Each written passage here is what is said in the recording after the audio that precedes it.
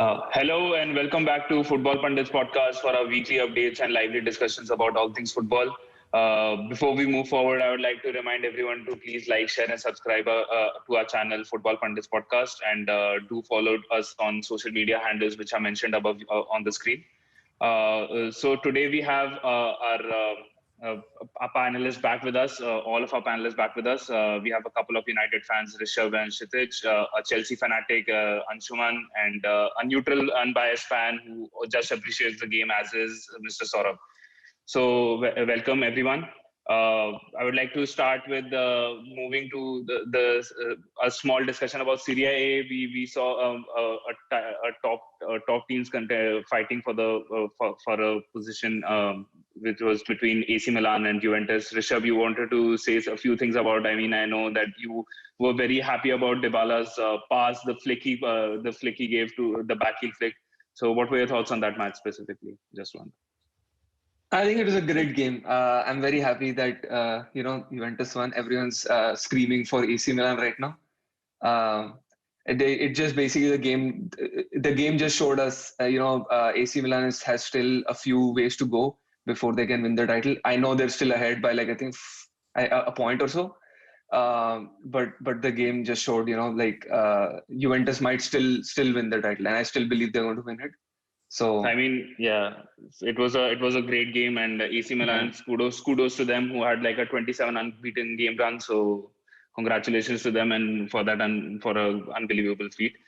So now we move on to our League One and to France, where our Pochettino is finally back into action. He's even though he didn't get the result he wanted in the first game he played, it was a 1-1 draw. So moving to PSG, what do you guys think about it? Saurabh, what are your thoughts on that? I mean, he's going to be handling players like Neymar, Mbappe in this team. He's not had an opportunity to manage world-class players who have been very well established in their teams. What do you think will happen when he starts his journey with PSG now? So I believe Pochettino coming back to PSG might be a good thing. He has already said that he will primarily focus on the attacking capabilities of the team given the players he has. Pochettino has already proved his mettle in the EPL and is very renowned. But when it comes to handling world-class players, established world-class players, that will be a thing to see. I say this because while he was working with Harry Kane, he was a player in the making. He is definitely world-class now, but he was a player in the making. But to start with players who are already world-class like Neymar and Mbappe might prove to be a difficult job. And Di Maria is there as well. With Pochettino coming in, I believe the three people who will be starting the game, if he takes the game in an attacking sense, would be Neymar, Mbappe, and Di Maria. That could prove to be a lethal combination. If we come to whether Pochettino will be able to attract new players given the funds that PSG already have. It would be interesting to see. I think it might work for them given that Neymar is already inviting players through his Insta handle, and the charm of Pochettino might attract good players to the club.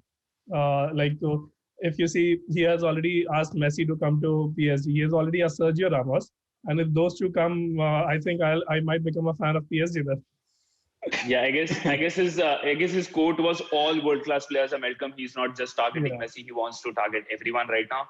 Yeah. So yeah, I mean, moving on to Kshitij, what do you think? Does the Pochettino have the reputation to attract the world-class talent? Do you think he can actually?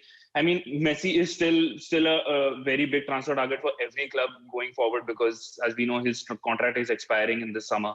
Do you think he can attract the world-class talent? Like maybe if he wants to attract Haaland or let's say Messi also.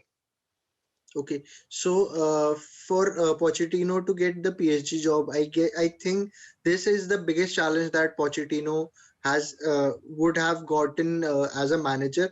It's a bigger job than any of the possible jobs that are out there for him. So I'm very glad that Pochettino got the PSG job because now people would actually find out how good is Mauricio Pochettino, because the previous jobs he had was with Southampton and with Tottenham. Like Southampton, he was getting in players like Sadio Mane, so they were all young players who had a lot of potential, similar to Tottenham. So Tottenham had Harry Kane, Dele Alli, those all players were coming through the ranks at this moment. But in PSG, he already has Neymar, Mbappe, two world stars in his team. Then he has Kimpembe, who is a growing defender, and the likes of Angel Di Maria, Julian Draxler. So he has a very Icardi, established. Sorry, yeah, Icardi is Icardi. another player. Icardi is another like high goal scorer player. So he has a very deep squad at his disposal. So the tactics and all everything will like players listen to Pochettino, what sort of a manager he is. He'll actually have a chance to prove himself.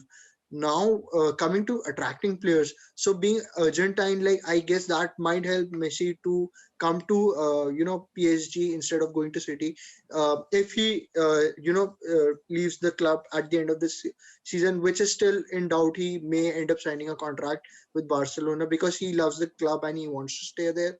But as a manager, Mauricio Pochettino is a very renowned manager. So, given the funds now, I would really love to see what sort of players will he go after, because in Tottenham and Southampton, he did not have enough money to sign the players he wanted. But now he will have the money to sign the players he wants. So we might be able to see the best of Mauricio Pochettino, but we might just see the worst of him as well. That's what I think. Okay, and with I guess with Ericsson in the news for the transfer market now, we all know that he's not clicking the way he wants to at Inter Milan, and with even before Pochettino's arrival, Dele Alli actually had a lot of rumors circulating his loan move to PSG. Do you think he will be the players would like to reunite, or Pochettino would like to reunite with these guys? Anshuman, what do you think on that? Yeah, I think it would be the perfect choice for Delhi Ali to go to PSG right now because of the situation that he's in with Tottenham. And I think he knows that his time is up, probably. And it won't harm him to go back to a manager who actually trusted him more than Jose Mourinho. And PSG is not a small team, it has a huge reputation. My judging criteria for Pochettino would not be how many players he's getting or what are the big players that he's working with. My judging criteria would be if he wins Champions League with PSG. Because if Okay. he can do that, then I believe Pochettino might have a successful tenure as a PSG manager. Because to be honest, any manager who would go to PSG, no matter his reputation, no matter his experience, I think the huge issues that other managers or other teams have is the lack of money and the lack of investment. Yeah. That is not a question with PSG. Pochettino will get the players that he wants. He will get the money that he wants, and I'm also 100% sure he will win the league in probably next 1 to 2 years. But my question has always been, can PSG win the Champions League? Because in the end, if you are building a team of international world class talents and you cannot perform in an international continental football, then I don't think that I would consider your entire tenure as a success. Because let's be frank, winning a league in France is France. not a Yep. very Huge hard thing to achievement. do. Yeah. Yeah, it is an achievement. I'm not taking that away from No, I'm just saying Pochettino, but it's yeah, not a very huge achievement. I mean, exactly. it's expected from the club of their stature. It's expected from the club like PSG to win the title because of the investment that they do. It is an equivalent exchange. You need the return of investment. Yeah. But talking about PSG doing that in Champions League, because as of yet they have always fallen short of that. Yeah. No matter what manager there is, no matter what kind of world class player there is, in Champions League football, they always lack that finishing prowess which can take them to a next stage. Yep. So Yeah. I want to see Pochettino do that. I personally want to see his entire focus on Champions League. and to Okay. bring players who actually want to play in Champions League, who have the experience of playing Champions League football. So I believe that is one point where I want to hold myself back until I see Pochettino winning the Champions League with PSG. Okay. So I I mean, don't. yeah, okay. Yeah, go ahead, Rishabh. Yeah. No, but I don't think like that's the right statement to make. Like just to say the entire focus should be on Champions League. I feel like he should still be focusing on the domestic, which is like the main entire season long thing, and he needs to win those as well. Like I'm seeing some statistics, and I can see Unai Emery was the most successful manager right now. Like not successful in terms of See, for accolades. me right now, I would take PSG winning Champions League over PSG winning uh, their league any day right now, If because they I were already the have. Yeah, I guess. if I were the owner of PSG, I would not take that statement from my manager that I will take a Champions League win over a league Well, probably that I win. believe that the owner is wrong then, because they I have already been winning the league for a long time So now. yeah. So But the it's Forgetting thing. the still fact, like it's PSG. Like it's PSG. Yeah. You can't expect like, oh yeah, because I'm gonna. Is there any guarantee that he's giving you like I'm going to win the Champions League? At least the Ligan is something that he can win.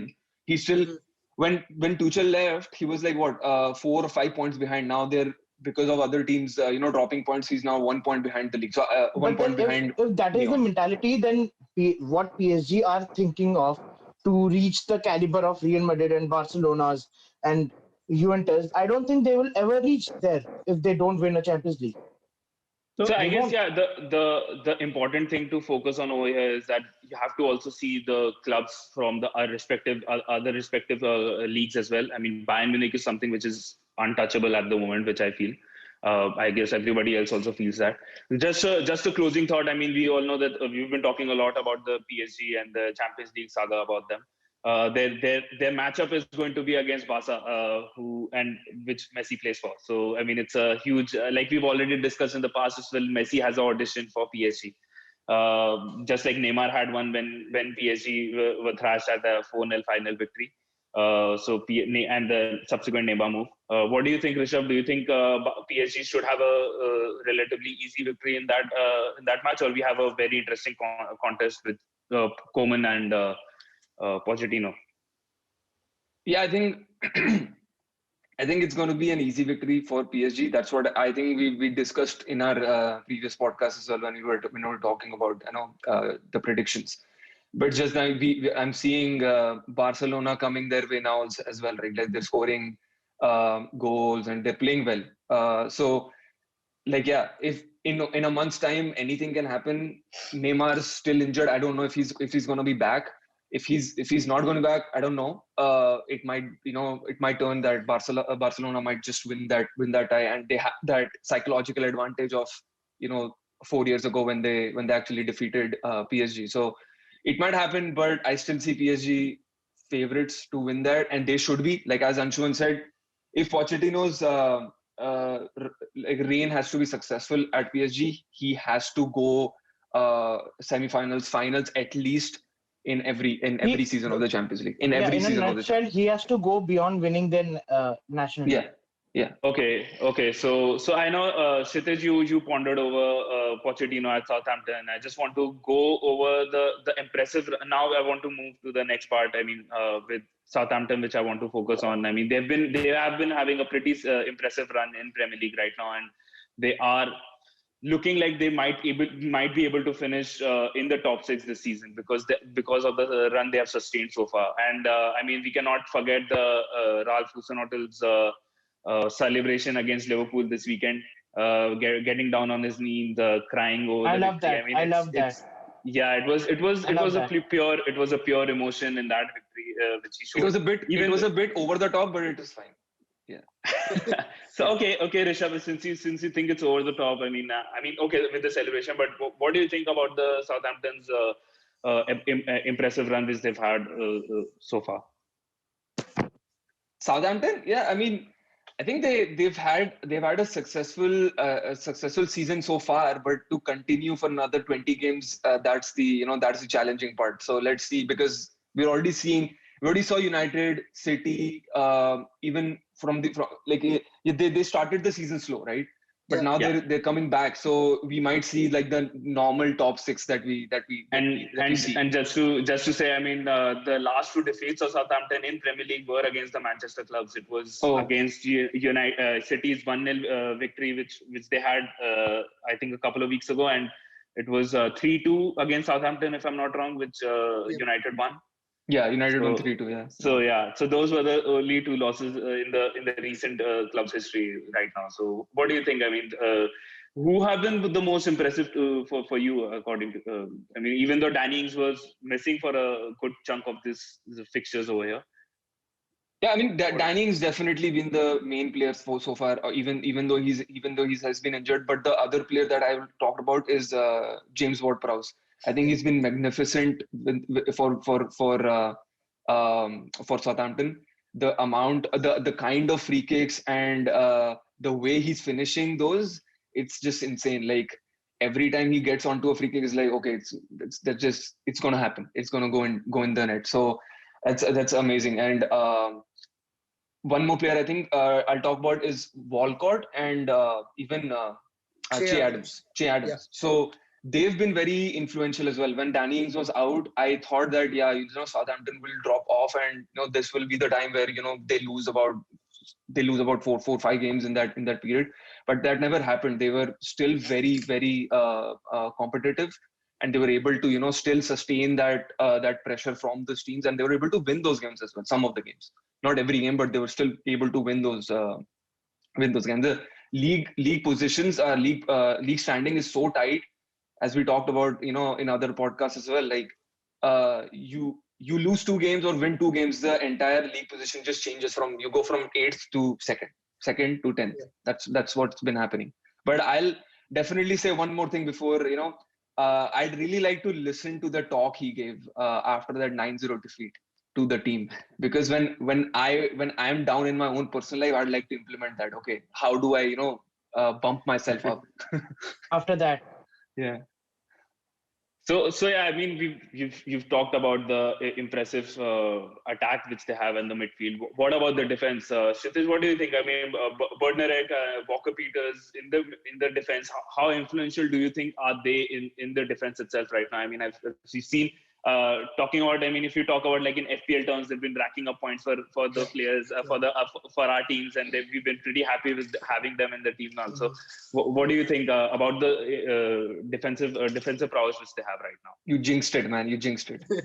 I'm going to remove it now.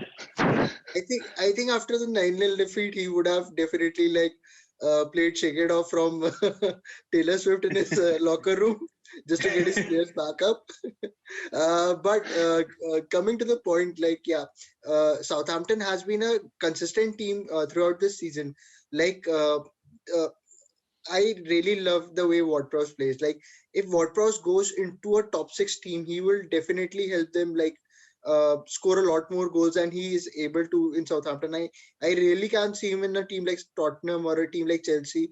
I know Chelsea is going for Declan Rice, but I can see Ward-Prowse in a team like Chelsea scoring goals, giving assists. But the second player, Danny Ings, Rishabh rightly mentioned, he has been scoring goals consistently. I cannot for the life of me understand why hasn't a big club come for Danny Ings. Maybe it's an injury issue for him, because he has been getting consistently 15 to 20 goals for the past. I think he was in Liverpool. Yeah, ever since Liverpool, he left Liverpool, he has been scoring 15-20 goals every season. So I was pretty sure that he would be getting a big summer move this time. Maybe not, but he's another player. Their defense, their goalkeeper in itself is making a lot of good saves, and they have a very passionate manager, which always helps. So Southampton has been doing a lot of good this time. And so we know that Alex McCarthy, who has had 7 clean sheets. I mean, Southampton has had 7 clean sheets. What do you think about Alex McCarthy? I mean, what are your general thoughts on that, Anshuman? What do you think?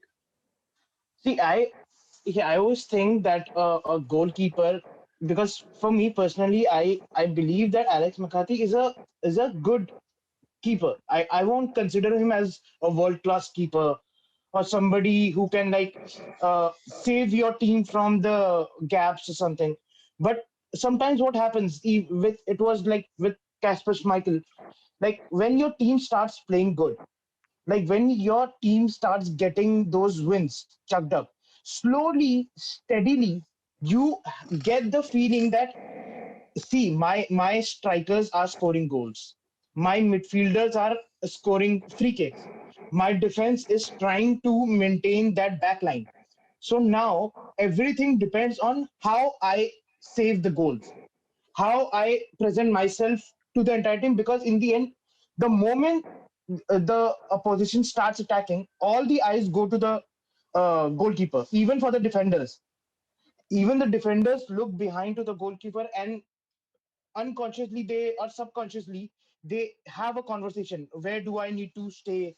Where do I need to push up? Do I need to push down? So I believe because McCarthy has been with Southampton for so long, I believe he has that locker room leadership with him right now, and I think that is being used by full force.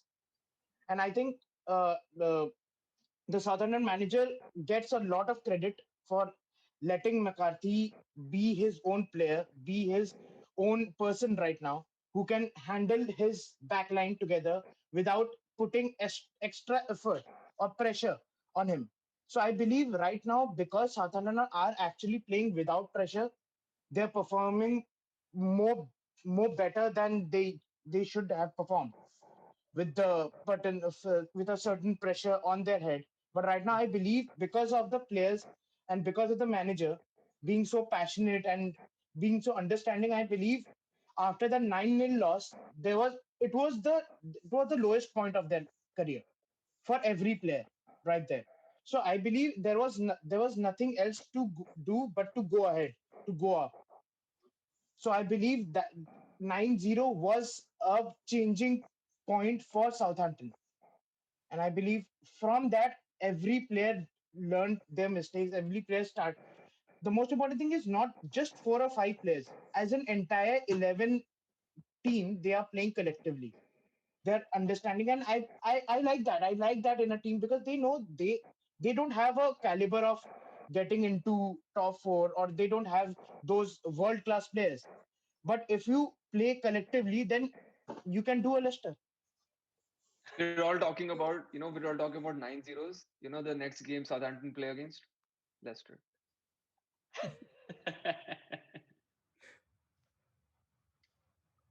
Well, the scoreline would be in the back of the head for a lot of players in that match. It's not going to be 9-0 for sure. That's for sure. That's for sure. Not anymore. If it happens, I think Hassenhuttl will sack. Okay. No. No. No, It won't happen. He'll again play Shake It Off. Don't worry. So I know we were talking about Southampton's recent victory against Liverpool, and so now I would like to move on to the big fixture which we have coming up in the next weekend on Sunday. The Liverpool versus Manchester United. The Rishabh, you distracted me.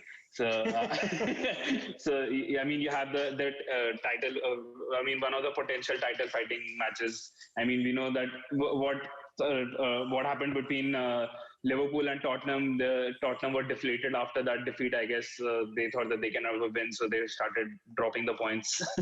And now we have Liverpool, who has been dropping points very consistently for the past 3 or 4 matches. What do you guys think of that big matchup? How crucial is it going to be for both of the teams? I mean, we know United has a game in hand, still have a game in hand, and they might still be level on points if they have the victory in the match they have in hand. What do you think, Rishabh? What will happen in that match? Okay. It's very hard to say. See the excitement on his face. No, it's not the excitement. I'm very. Are you nervous? It's very hard for me to say that United should win, because I don't want to say that. Okay, You don't want to jinx it. I don't want to jinx it, because every time we've talked about something good about a team, and the next time it just goes haywire from there. No, And we saw that. We saw that in last podcast. We were like, oh, Liverpool's gonna win the title. Next game they lose. Okay. Arteta's gonna get sacked. 3 matches. 4 matches now. I mean, across all competitions, he's like four matches now. Okay, Chelsea Coming still back not to the going to win. Okay, let's go back. So coming back to the question, what are your thoughts? I mean, how crucial is it going to be now? I think it's going to be very crucial. If United has to win the title, they have to win that game. There's no other choice for them. They have to have that buffer because I'm still not convinced that United can go all the way. Even though my predictions are United's going to win the title, but I think that's just the fan thing that came out of me. They still need to show consistency, which they have. But we've the kind of Premier League season we're having, we're seeing like in patches. Every team is having their form of their life, and then after a month or two, they just drop off, right? So and it's happened to every team. Every team in the top 10, every team has suffered that. So it's going to be very interesting. And plus, the other thing is that United's fixture congestion is so much, and it's not the same way that Liverpool has. United still has to play Burnley, I think Tuesday. So it'll be interesting what result they have. I feel if United win and like go like right like on top when they actually face Liverpool, I feel like it's going to be a very defensive game from United, and that's not a good thing because I feel like Liverpool's attack will be just so much that, and United's defense is very fragile right at the moment. So I don't see they holding off for a 0-0 draw. It's not Liverpool coming to Old Trafford, but United going to Anfield. So it's going to be relentless pressure, which I feel like at one point of time they'll just break and the game will be open. The game plans would have to be changed. It's not going to be like the Mourinho-esque, a defensive style play where and we still saw like Liverpool's were still able to break them, and they were still able to win it. Right? It's Anfield. I feel the kind of the record that Liverpool has. I feel like it's definitely in Liverpool's favor, but also United's away record has been so brilliant this entire past year. I think about for a year or so. Yeah. So it'll be very interesting to see how that plays out. Liverpool's home record versus United's away record. So who wins it? I still feel Liverpool, kind of edges it for me. But yeah, I'll be happy with the United win, just to say that. So I mean, we do not have a Liverpool fan with us, but we have a fan whose hatred for United grows more than his love for Chelsea. Anshuman, what are your thoughts? What do you think Liverpool what do you think Liverpool needs to do or to improve their game right now? Well, I believe nothing. I think United are not that good compared to the Liverpool squad, and I think Liverpool need to just stick to their plan of attacking. I don't think they need to overthink because they are facing United. It is a home fixture, and I think, but to be honest, I'm just gonna say this because I want to jinx it. I'm gonna say United are gonna win, just for the sake of jinxing it. I don't want them to win. I don't want them to win any games. But like now we are talking about Liverpool and you United. contradicted your statement. Sorry, contradicted your statement. You said United should not win, and then he's like, "Oh, United should not win any game." So it's back. What I didn't get you. Now, Rishabh is saying that you contradicted your own statement. First, you said like United is going to win, and then you said United is not going to win. That was just for the sake of jinx. Yeah, he broke his own jinx. Not to worry. So I get my jinx back. United are going to win. All right, so let's put that aside. Now, if I talk about realistically, I believe that it's going to be a fixture where we are not going to see a lot of goals. Okay. And if any team is going to win, they are just going to edge out with one goal or something, probably at the later half of the time or something.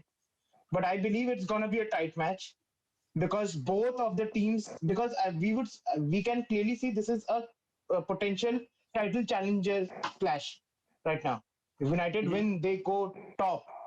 And that would be it has been long since I've seen United on the top. So from a football fan's perspective, I would like to see a challenge there to see how Liverpool can come back up, and that would be a huge fight because, to be honest, Liverpool did not get that kind of fight last season.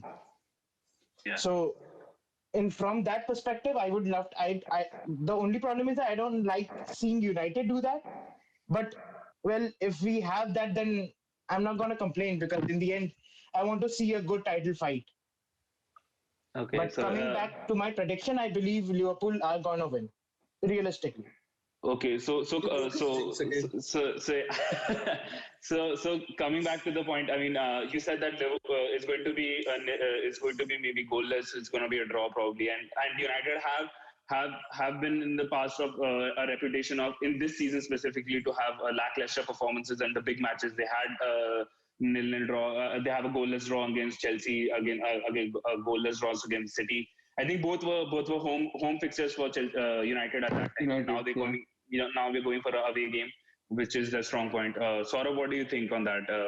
Is it going to be goalless, or what are your thoughts on that specifically? Let me first start by saying this, that Anshuman is more optimistic than most of the Liverpool fans for this game, I think. That Liverpool is I have to be. I have to be. It's in me. When I see United in the opposition, I cannot. I Yeah. cannot, for the love of God. I mean, for Liverpool, we would like to say. I mean, we can say is. I mean, we've already been talking about a lot about them, with a lot about the surrounding injuries they have. I mean, have the injury woes finally caught up to them, and now their defensive vulnerabilities are getting exposed? Yeah, so defense has been a problem for them for a long time now, especially since the injury of Virgil van Dijk. Now, the main point here being, I still see statements coming from Klopp saying that they are not interested, but the shortage of funds is not permitting them to sign another player. It was the same thing that he was saying before the signing of Diego Jota. But still, they were able to get him for 45 million instead of getting a defender. So that was surprising to me. It's only the club and the manager who knows what the position the club is in with respect to funds. And every club, for that matter, has taken a hit. I don't know how badly Liverpool has taken a hit, but we have to go as per they say. Coming back to what the team has been doing, I see that the creativity has been missing from the team. Trent, for this game and for the future coming games, I believe Thiago will be the most important person. Because he will be the person who would be responsible alongside Jordan Henderson to create chances. They have been short on that for past two, especially 3-4 games, I would say, because of that, they haven't had any open shots on target as well. So that has been like one of the causes for not performing well for Liverpool for past couple of games. Also, if I coming back to United's one game in hand and the fixture itself, personally, I would want United to lose to Burnley, because that would make the game interesting, because it would be then a fight for the top spot for Liverpool and United. Otherwise, if United wins the game against Burnley, they would just sit back, try to defend as much as they can. Being an away game, also they'll try to defend as much as they can. So that would not be a good game to watch in that case. So Liverpool versus United should be a high voltage fixture as it is expected to be, and hence United should lose against Burnley. Okay, so I mean, yeah, I'm just gonna say just one thing, is that Sure. United are actually meeting Liverpool in a when they have just lost to Southampton. So probably Liverpool are looking to get back. And I believe United are meeting Liverpool at the very bad time, where Liverpool can completely destroy them attackingly. Mhm. So I believe I like that. Okay. Yeah. I like that. Of course you like it. I hope Liverpool doesn't trade Southampton again for defensive, enhancing their defensive strength, like Vestergaard or Bednarek or anyone else. Okay, so yeah, I mean, we focus too much. I mean, we're focusing on United's away record and Liverpool's home record. Both are the strong suits, and how much the team actually relies on Fernandes and Salah, respectively. Liverpool has scored 37 goals this season in Premier League, and Salah has been involved in goal or assist with 16 of them, and for I think Fernandes, it has been around 18 goals, and he's been involved in, and United has scored 33 goals this season. So obviously, United are more heavily reliant on Fernandes based on the statistics, we can say.